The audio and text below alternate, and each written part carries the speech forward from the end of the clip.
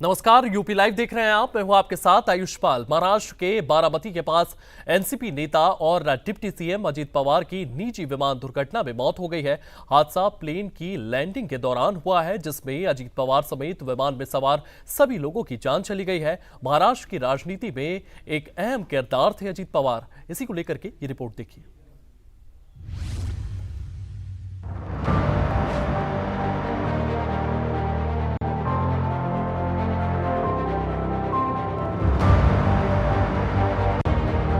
महाराष्ट्र के deputy CM Ajit Pawar का एक निजी विमान दुर्घटना में निधन हो गया। 66 साल के अजित पवार ने अपने चाचा और देश के कद्दावर नेता शरद पवार की उंगलियां पकड़कर राजनीति की सीढ़ियां चढ़ी थी और महाराष्ट्र की सियासत में एक अहम पहचान बनाई थी। लेकिन बुधवार की सुबह करीब 8:45 पर बारामती में उनका प्लेन क्रैश हो गया, जिसमें प्लेन में सवार अजित पवार के साथ मौजूद उनके पर्सनल असिस्टेंट, सुरक्षाकर्मी और प्लेन स्टाफ समेत 5 लोगों की जान गई है। कौन है अजीत पवार? अजीत पवार का जन्म 22 जुलाई 1959 को महाराष्ट्र के अहमदनगर जिले में हुआ। वे एनसीपी प्रमुख शरद पवार के बड़े भाई अनंतराव पवार के बेटे हैं।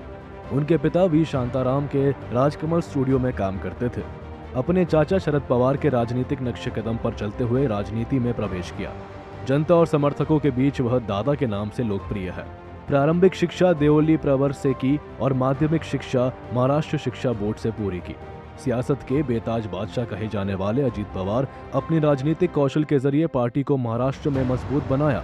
पार्टी के कार्यकर्ताओं के साथ मिलकर एनसीपी को एक बड़ा जनाधार तैयार करने में अहम रोल अदा किया।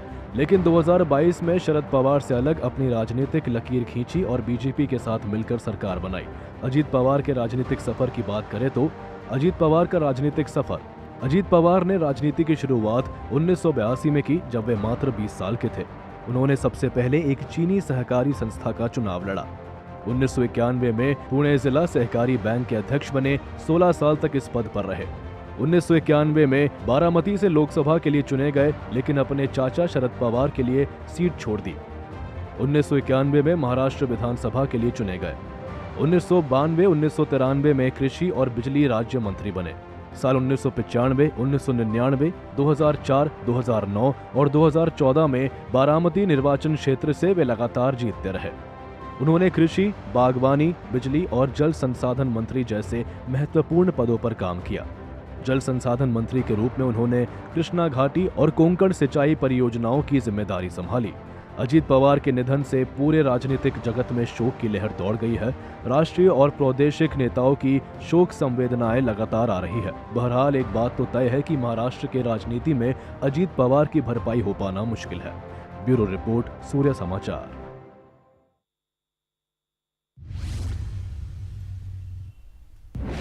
महाराष्ट्र के उप मुख्यमंत्री अजीत पवार के निधन से पूरे प्रदेश में शोक की लहर है, जिसको लेकर के प्रदेश के कई नेताओं की प्रतिक्रियाएं भी सामने आ रही हैं, जिसमें उन्होंने अजीत पवार के निधन पर दुख जताया है।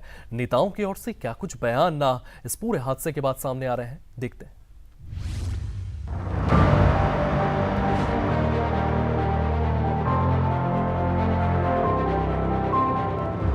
महाराष्ट्र के डिप्टी सीएम अजीत पवार का एक प्लेन क्रैश में बुधवार को निधन हो गया, जिसे लेकर पूरा प्रदेश शोकाकुल है। इसे लेकर उत्तर प्रदेश के मुख्यमंत्री योगी आदित्यनाथ ने सोशल मीडिया पर पोस्ट कर दुख जताया है। उन्होंने लिखा कि महाराष्ट्र के बारामती में हुए दुर्भाग्यपूर्ण विमान हादसे में महाराष्ट्र के उप मुख्यमंत्री अजीत पवार और अन्य सदस्यों का निधन अत्यंत दुखद और हृदय विदारक है। उन्हें विनम्र श्रद्धांजलि। मेरी संवेदनाएं शोक संतप्त परिजनों के साथ है। प्रभु श्री राम से प्रार्थना है कि दिवंगत पुण्यात्माओं को सद्गति और शोकाकुल परिवार को यह अथाह दुख सहन करने की शक्ति प्रदान करे। सीएम योगी के अलावा प्रदेश के दोनों उप मुख्यमंत्रियों ने भी अजीत पवार के निधन पर दुख जताया और कहा कि इस दुख की घड़ी में पूरा प्रदेश उनके परिजनों और समर्थकों के साथ खड़ा है। दुखद समाचार महाराष्ट्र से प्राप्त हो रहा है। प्लेन दुर्घटना में महाराष्ट्र के माननीय उप मुख्यमंत्री श्री अजीत पवार जी के बारे में दुखद सूचना प्राप्त हो रही है। बहुत ही हृदय विदारक घटना है। मैं ईश्वर से प्रार्थना करता हूं कि उनके परिजनों को इस असहनीय पीड़ा को सहने की ताकत दें, उनके अनुयायियों को उनकी पार्टी के सभी पदाधिकारियों को ईश्वर ताकत दे असहनीय पीड़ा को सहने की, और हमारी तरफ से पूरी संवेदनाएं हैं। हम सब श्री पवार जी के परिवार के साथ ही दुख की घड़ी में खड़े हैं। का दिन बहुत दुखद है, क्योंकि महाराष्ट्र के उप मुख्यमंत्री श्री अजीत पवार जी का विमान दुर्घटना में दुखद निधन हो गया है। इस समाचार से जहां उनके परिजनों पर एक गहरा एक तरह से आघात, उनके समर्थकों और महाराष्ट्र की जनता को वह और महाराष्ट्र की जनता उनको बहुत प्यार करती थी। दुख की इस घड़ी में मैं भगवान से यही प्रार्थना करता हूं कि श्री अजीत पवार जी जो हम सबके बीच में नहीं रहे, उन्हें अपने श्री चरणों में स्थान दें और परिवार को, उनके समर्थकों को यह पीड़ा सहने की शक्ति प्रदान करें। श्री अजीत पवार जी एनडीए के एक मजबूत सहयोगी थे और महाराष्ट्र के वो बड़े नेता थे। इस प्रकार से कोई घटना दुर्घटना हो जाएगी ऐसी कोई कल्पना भी नहीं कर सकता। बीजेपी के अलावा प्रदेश के अन्य पार्टियों के नेताओं ने भी अजीत पवार के निधन पर दुख जताया है और उनकी आत्मा की शांति की कामना की है। निश्चित तौर से बहुत ही दुखद घटना है। मैं अपनी शोक संवेदना प्रकट करता हूं और श्रद्धांजलि अर्पित करता हूं। देखिए, मैं सर्वप्रथम तो प्रकृति से प्रार्थना करता हूं कि वो उनको अपने चरणों में स्थान दे और उनके समर्थकों, उनके परिवार के लिए, क्योंकि ये बड़ी दुख का पल है अपनों को खोना, तो उनके लिए भी जो है उनको ये दुख सहने की शक्ति मिले, उनको संबल मिले और वो इस पीड़ा से निकलकर आगे बढ़ पाएं। इसके लिए भी मैं पीड़ित परिवार को, दुखी परिवार को और उनके सब समर्थकों के लिए भी कुदरत से प्रार्थना करता हूं कि उनको हिम्मत दें। काबिले गौर है कि अजीत पवार महाराष्ट्र पंचायत चुनाव के लिए जनसभा को संबोधित करने बारामती जा रहे थे। इस दौरान ये हादसा हुआ।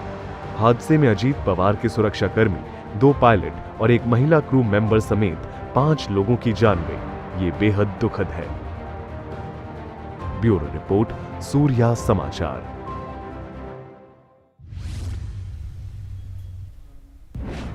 वहीं उत्तर प्रदेश के मुख्यमंत्री योगी आदित्यनाथ बुधवार को सिद्धार्थनगर पहुंचे हैं, जहां उन्होंने सिद्धार्थनगर महोत्सव का शुभारंभ किया है और कई सौगातें भी दी हैं, जिसके बाद उन्होंने कार्यक्रम को संबोधित किया है और विपक्ष पर जमकर हमला बोला है। सीएम योगी आदित्यनाथ की ओर से इस कार्यक्रम में क्या कुछ कहा गया, इस रिपोर्ट में देखिए।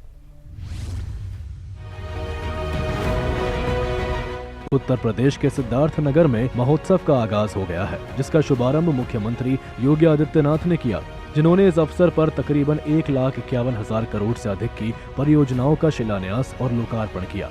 इसके बाद सीएम योगी ने कार्यक्रम को भी संबोधित किया और सिद्धार्थनगर वासियों को सिद्धार्थनगर उत्सव की बधाई दी। सिद्धार्थनगर महोत्सव के शुभारंभ के अवसर पर उपस्थित सिद्धार्थनगर के मेरे सभी बहनों और भाइयों, मैं सबसे पहले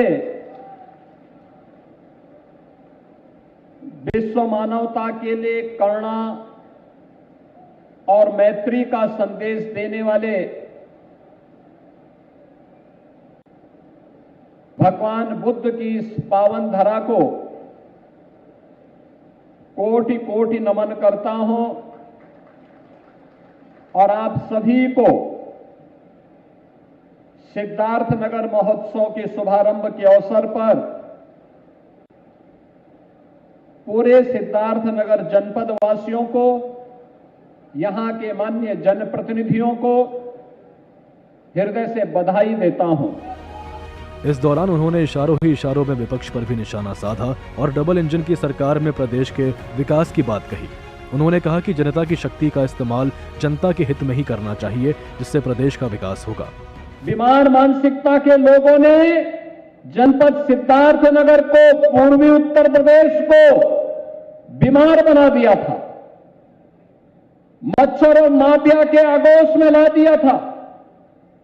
परिणाम क्या था?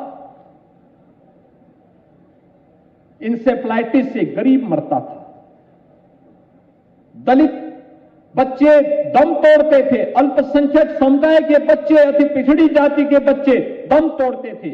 हमारे लिए वह दलित नहीं था, हमारे लिए वह अति पिछड़ा नहीं था, हमारे लिए अल्पसंख्यक नहीं था, हमारे लिए तो वह उत्तर प्रदेश की अमानत थी। उत्तर प्रदेश का वह बच्चा उत्तर प्रदेश के विकास में योगदान दे, इसके लिए सरकार ने संकल्प लिया 2017 में आदरणीय प्रधानमंत्री जी की प्रेरणा से कि एक भी बच्चा इंसेफ्लाइटिस की चपेट में नहीं आने पाएगा और हम उसको बचाएंगे। और प्राणपण से सरकार लगी, डबल इंजन की सरकार लगी, इंसेफ्लाइटिस को दूर भगाने में बहुत देर नहीं लगी।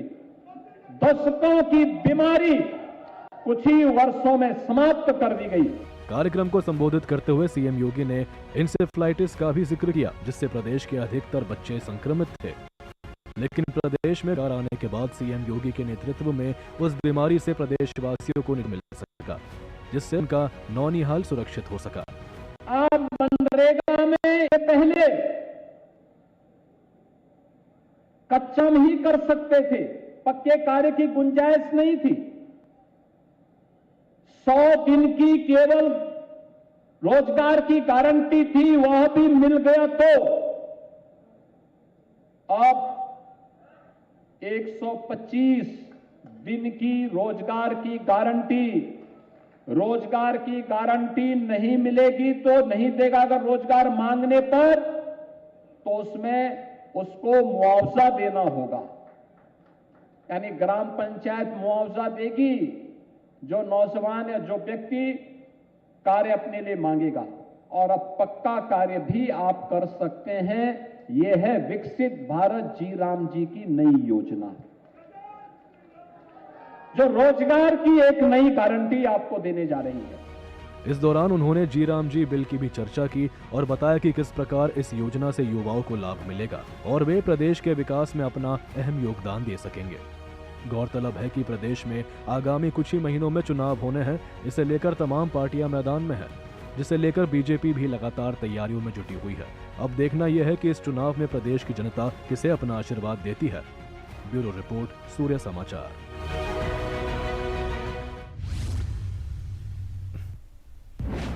वहीं उत्तर प्रदेश के मुख्यमंत्री योगी आदित्यनाथ मंगलवार को गोरखपुर दौरे पर रहे, जहां वे कई कार्यक्रमों में शामिल हुए हैं। इसके बाद उन्होंने प्रदेशवासियों को सौगात भी दी है और मंच से ही उपद्रवियों को बड़ी चेतावनी भी दी है। उनकी ओर से उपद्रवियों के लिए क्या कुछ कहा गया है, इसके साथ साथ प्रदेशवासियों को क्या कुछ खुशखबरी दी है, इस रिपोर्ट में देखिए।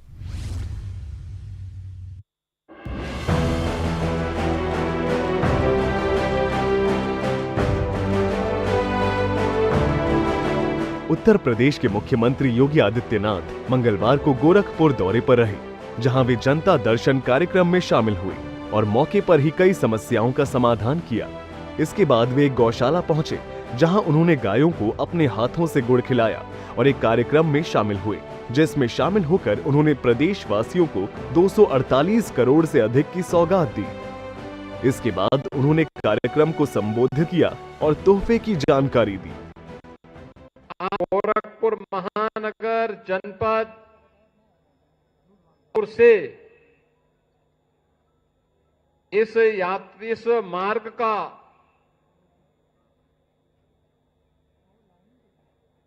सहयोग लेकर के चलने वाले उन सभी नागरिकों के लिए यह एक नया उपहार प्राप्त हो रहा है, जब बरगदवा नकहा के आरओबी का और खजांची चौराहे के फ्लाईओवर का ब्रिज का हम सब लोकार्पण के कार्यक्रम के उपरांत यहां पर उपस्थित हुए हैं। लगभग 250 करोड़ रुपए की लागत से बने हुए इन दो महत्वपूर्ण परियोजनाओं के लिए मैं गोरखपुर वासियों को, पूर्वी उत्तर प्रदेश के उन नागरिकों को जो इस सुविधा का लाभ लेंगे, यहां के जनप्रतिनिधियों को, सभी को हृदय से बधाई देते हुए आप सभी उपस्थित नागरिक बंधुओं का मैं हृदय से अभिनंदन करता हूं। कार्यक्रम को संबोधित करते हुए उन्होंने विपक्ष पर भी निशाना साधा और प्रदेश में अराजकता का माहौल उत्पन्न करने का आरोप लगाया। बहनों और भाइयों, हम सबको याद रखना होगा 2017 के बाद की डबल इंजन सरकार की यात्रा। 2017 के पहले उत्तर प्रदेश में क्या था? भय था, आतंक था, उपद्रव था, अराजकता थी, बीमारी थी, दंगे थे। न बेटी सुरक्षित थी, न व्यापारी सुरक्षित था। ये कौन लोग थे जो जाति की राजनीति करते हैं, जाति के नाम पर अपने परिवार की बात करते हैं, जाति के नाम पर प्रदेश के नौजवानों के भविष्य के साथ खिलवाड़ करते थे। ये वही लोग हैं जिन्होंने आप सबके सामने, प्रदेशवासियों के सामने पहचान का संकट खड़ा किया था। पहचान का संकट, ये वही लोग हैं जिनके कारण प्रदेश अपनी पहचान के लिए मोहताज हुआ था। इस दौरान उन्होंने पीएम मोदी के नेतृत्व में प्रदेश के विकास की भी जानकारी दी, साथ ही उपद्रवियों को भी कड़ी चेतावनी दी और उत्तर प्रदेश को उत्सव प्रदेश बताया। आज मैं कह सकता हूं, आदरणीय प्रधानमंत्री मोदी जी के नेतृत्व में अब समस्या नहीं, समाधान की बात होती है। अब माफिया और मच्छर और इंसेफ्लाइटिस नहीं, बल्कि गोरखपुर की वर्ल्ड क्लास सड़कें, AIIMS, fertiliser, medical college, Ayush विश्वविद्यालय और गीडा में आ रहा ना निवेश, पूर्वांचल एक्सप्रेसवे का लिंक एक्सप्रेसवे आज एक गोरखपुर की पहचान बन रही है। एक नया गोरखपुर, नए भारत का नया उत्तर प्रदेश, तो नए उत्तर प्रदेश का नया गोरखपुर। और उस नए उत्तर प्रदेश के लिए अब बीमारू से ब्रेक थ्रू और ब्रेक थ्रू से पहचान की एक रिकोडिंग करने की प्रक्रिया के साथ अब उत्तर प्रदेश आगे बढ़ चला है। तो स्वाभाविक रूप से ये परिवारवादी और जातिवादी मानसिकता के लोग कैसे इसको बर्दाश्त करेंगे? याद करना, जब भी विकास की प्रक्रिया आगे बढ़ेगी तो परिवारवादी और जातिवादी ताकतें फिर से सिर उठा करके अव्यवस्था पैदा करने का प्रयास करेंगे, क्योंकि उनके आका भी उनको पीछे से धकेलते होंगे कि वे पैसा लिए हो तो कुछ तो उपद्रव करो, लेकिन उनको मालूम है उपद्रव करेंगे तो फिर उत्तर प्रदेश सरकार उपद्रवियों के साथ किस प्रकार का व्यवहार करती है, यह भी उनको मालूम है। अब उत्तर प्रदेश उपद्रव प्रदेश नहीं, उत्सव प्रदेश है, उत्सव प्रदेश। गौरतलब है कि पूर्व की सपा सरकार में प्रदेश में लगातार उपद्रव जैसी घटनाएं सामने आती थी, लेकिन प्रदेश में सीएम योगी की सरकार आने के बाद उन तमाम आपराधिक घटनाओं पर अंकुश लग गया, जिसे लेकर लोग दहशत के माहौल में रहते थे। ब्यूरो रिपोर्ट, सूर्या समाचार।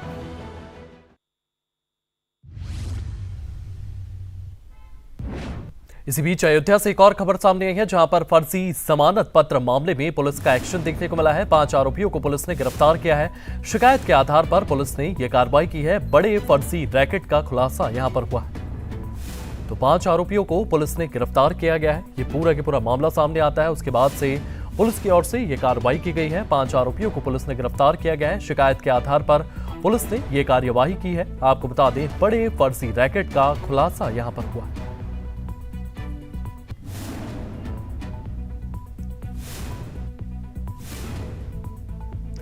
तो अयोध्या में फर्जी जमानत पत्र बनाने वाले रैकेट का खुलासा हुआ है। 5 आरोपियों को पुलिस ने इसी मामले में गिरफ्तार किया है। शिकायत के आधार पर पुलिस ने यह कार्रवाई की।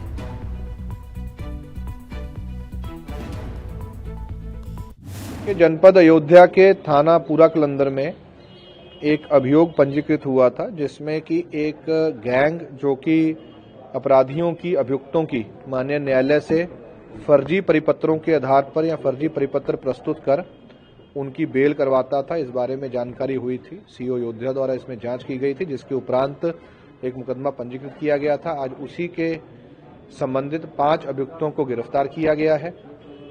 बेसिकली एक उपदेश यादव नाम का अपराधी, जिसके ऊपर पूर्व से ही 17-18 मुकदमे पंजीकृत हैं, वो जेल में निरुद्ध था और कुछ दिनों बाद उसकी बेल हुई थी।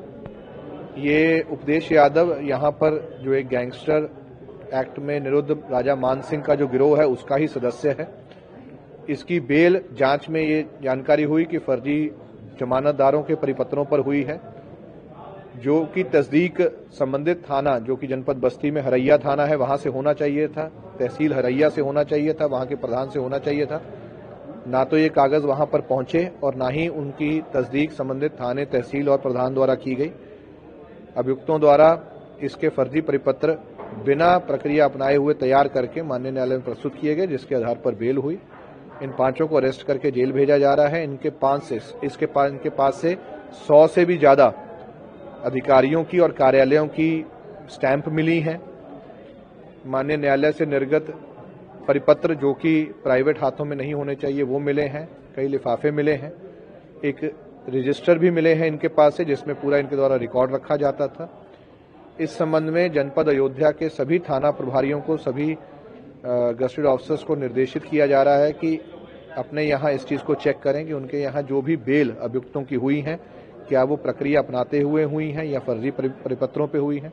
और जहां जहां ऐसी अनियमितता पाई जाएगी, चाहे वो जनपद अयोध्या में या अन्य जनपदों में हो, वहां भी सूचित किया जा रहा है।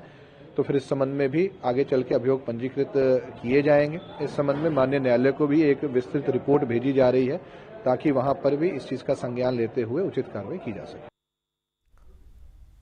वहीं उत्तर प्रदेश में योगी सरकार अपराधियों को लेकर के लगातार कार्रवाई कर रही है, जिससे उन अपराधियों को सबक मिल सके जो किसी भी तरह की घटना में संलिप्त हैं। आखिर कैसे, इसे जानने के लिए ये रिपोर्ट देखिए।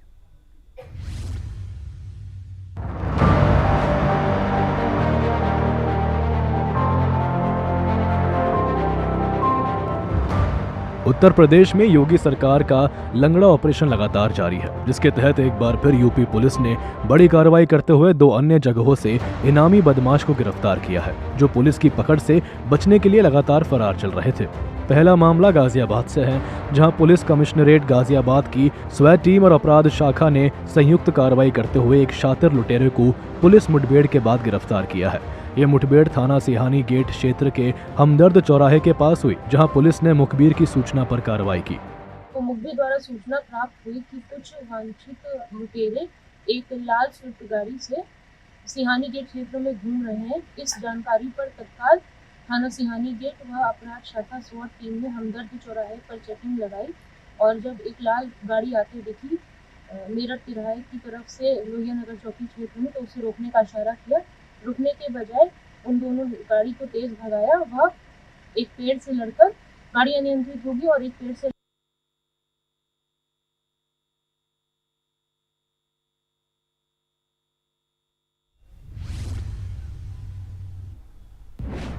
चलिए फिलहाल यूपी लाइव में इतना ही। आप बने रहिए सूर्य समाचार के साथ।